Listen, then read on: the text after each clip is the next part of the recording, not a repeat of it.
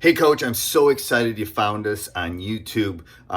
First of all, go subscribe and like. That means so much to us, and we're trying to get to 100,000. That's kind of our goal. Second thing is make sure you go over and check out teachhoops.com for coaches who want to get better. If you want to win more games, have more fun in less time, hundreds of videos, less than $1 a day. It's unbelievable. You get my personal email address. You get everything. You too can become a better basketball coach. Let me help you put some championship banners in your gym. So let me help you do that. Go over and check it out. Let's head off to the video. Hey, coaches. Steve asked me to step in today. He's out fly fishing. So I'm your guest host, Coach Bill Flitter of the Coaching Youth Hoop podcast and basketballpracticeplans.com. Today's topic, 5 critical components of a basketball practice plan. All right, so we're always looking for more efficiencies. I know I get overwhelmed doing practice plans. They take a lot of time, a lot of energy. But I stopped, I don't know, about 2 years ago, maybe. I thought about how do I structure practice that's a lot more efficient, where it's structured. I make sure I get everything in. And I came up with 5 stages. I'm going to talk about the first 4 and come back to the 5th one because it's a little bit different. So I organize my practice plans to mirror the 4 stages in a game. And this has really helped me focus on and put a focus on every particular section of my practice plan. And it gives the athletes an understanding of what we're doing and how it might apply to the game. So it puts it in context for the players as well. All right, so the 4 stages. So this is the 4 stages of the game, and there's not any more stages in a game. You're in one of these 4 stages throughout the length of a game. So you're either transitioning to defense, you're playing defense, you're transitioning to offense, or you're in offense. That's it.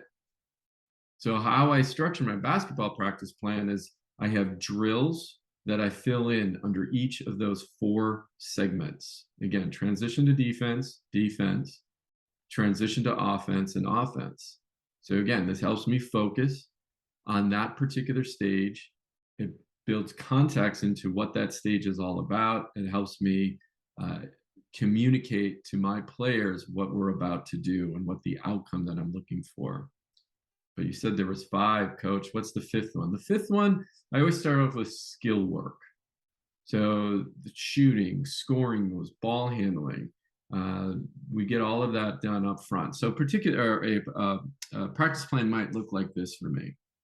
30 to 45 minutes of skill work, depending on the time of the season. Probably that's a little front loaded more towards the beginning of the season, where the kids are just getting back into playing after a small break. Then I follow that by the most important thing for me of those 4 stages, which is defense. So I want to make sure I don't want to stick defense at the end and then all of a sudden I run out of time to cover everything. So defense to me is really important. So I put that right after skill work.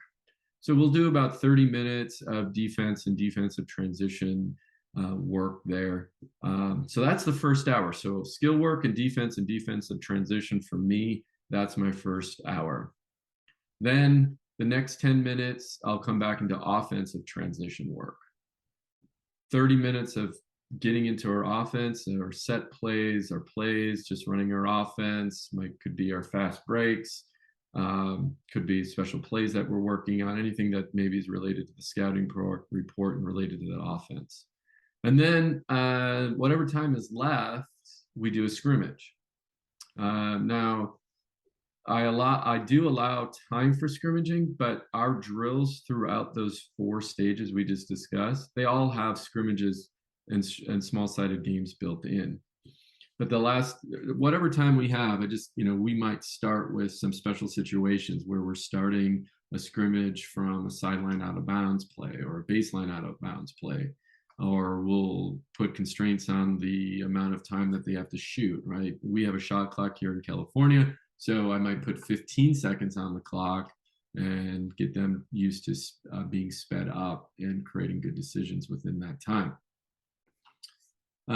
But there's one more component that I add to this, so it helps me stay structured, which is each drill under those 4 stages is either labeled teach, train, or play. Now I do that again to help me organize my practice, make sure I'm seeing progression in practice, and honestly cut down on my talking time. So for example, teach. This is the phase where it's a brand new drill. I'm teaching them how to do it. They don't know how to do it, so I got to teach the concepts. And then there's the training phase. This is where they have some basic understanding of what's going on. I give them a little direction at that point, and they get right into the drill. Or they may do, maybe it's 1-on-0 work, 1-on-1 work, 5-on-5-on-0, whatever it might be. But it's short, it's concise, it's really focused on a specific action. And then the play. Play is more where they have a pretty good grasp of what we're trying to accomplish in that particular phase. They've been through the drills several times. Now they're putting it into more hardcore practice. Maybe might go into 2-on-2, 3-on-3, 5-on-5 type of stuff.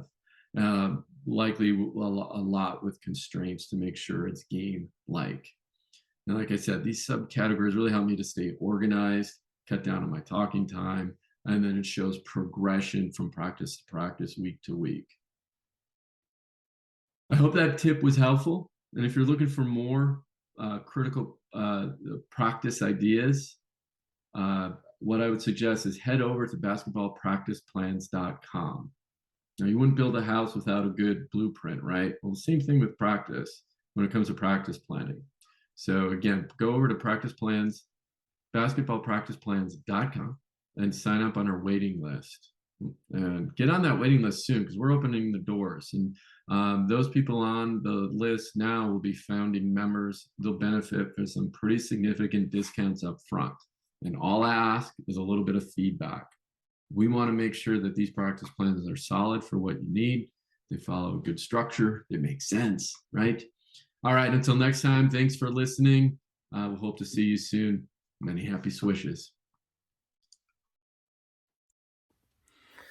Hey, Coach, so glad you enjoyed the video. Make sure you subscribe and like. Second all, go check teachhoops.com for coaches who want to get better. Let me help you put banners and stuff in your gym and become a nationally ranked coach, win more games in less time. Teachhoops.com is a community that will allow you to do that. Go over and check it out, and go check the next video out. Bye.